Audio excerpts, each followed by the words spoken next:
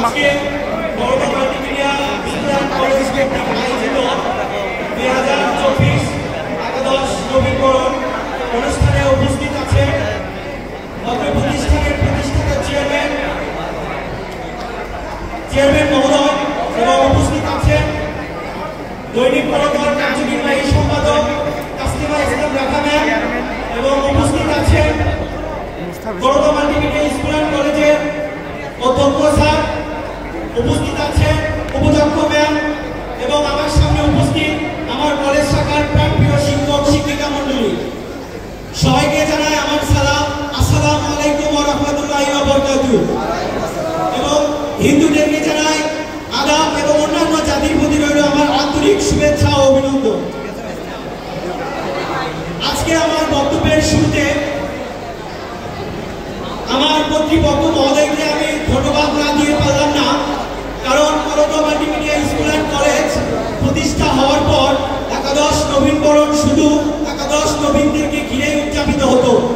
আজকে এই Baroda multimedia school and কলেজের প্রতিষ্ঠা হওয়ার পর আমাদের ফার্স্ট ইয়ার এবং সেকেন্ড ইয়ার সম্মিলিতভাবে বরোদা একাদশ নবীনবরণে আমরা আসতে পেরে কর্তৃপক্ষ মহোদয়কে আমার দ্বাদশ অর্কিড শাখা সহ দ্বাদশ শাখার পক্ষ থেকে যৌক্তিক ধন্যবাদ জ্ঞাপন করছি। আর একাদশ নবীনদের উদ্দেশ্যে একটি কথা বলতে চাই, বড় ভাই হিসেবে বলতে চাই, সেটি হচ্ছে তোমরা যেদিন থেকে বরোদা মাল্টিমিডিয়া স্কুল অ্যান্ড কলেজে ভর্তি হয়েছ, যেদিন থেকে বরোদা মাল্টিমিডিয়া স্কুল অ্যান্ড কলেজে এই পোশাক গায়ে পড়েছ, তোমাদের উদ্দেশ্যে আমি একটি কথা বলতে চাই, একটি প্রতিষ্ঠানের সুনাম এবং দুর্নাম অত্র প্রতিষ্ঠানের শিক্ষার্থীদের উপর নিহিত থাকে।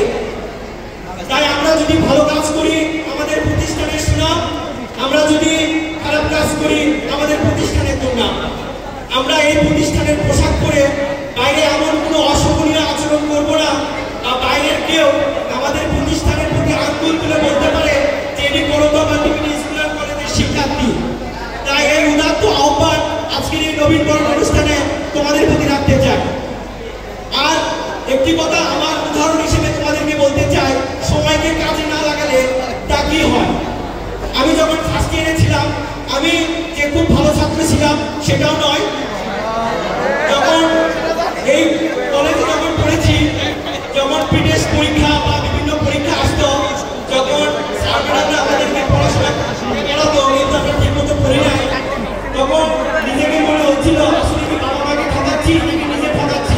বাবা মারা আমাদেরকে যে কোনো একটা লক্ষ্যের জন্য আমাদেরকে এখানে পাঠাইছে, তখন এসব প্রশ্ন, এসব ডিপ্রেশন কাজ করতো। তোমাদের উদ্দেশ্যে এই কথা বলার একটি কারণ ওই ডিপ্রেশনে যেন তোমরা যেন না থাকো। আজকের এই নবীনবরণে তোমাদের মধ্যে আউদাত্ত আহ্বান থাকবে, আমাদের পিতৃতুল্য শিক্ষক শিক্ষিকা আমাদের অনেক ভালো সাথে পাঠদান করে থাকে। আমি আশা রাখি তোমরা যদি তাদের গাইডলাইন অনুসারে যদি পড়াশোনা করে থাকো, অবশ্যই তোমাদের আগামী ভবিষ্যৎ এবং সুন্দর ভবিষ্যৎ হবে বলে আমি আশাবাদ ব্যক্ত করি। তোমাদের আজ থেকে আগামীতে বরোদা মাল্টিমিডিয়া স্কুল অ্যান্ড কলেজে যতদিন আছো এই শপথে ব্যক্ত হও যে বরোদা মাল্টিমিডিয়া স্কুল অ্যান্ড কলেজে বিগত যে সাফল্যের অব্যাহত ধরে রেখেছে, তোমরাও আজকে এক শপথে একতাবদ্ধ হও যে আমরা বরোদা মাল্টিমিডিয়া স্কুল অ্যান্ড কলেজকে নতুন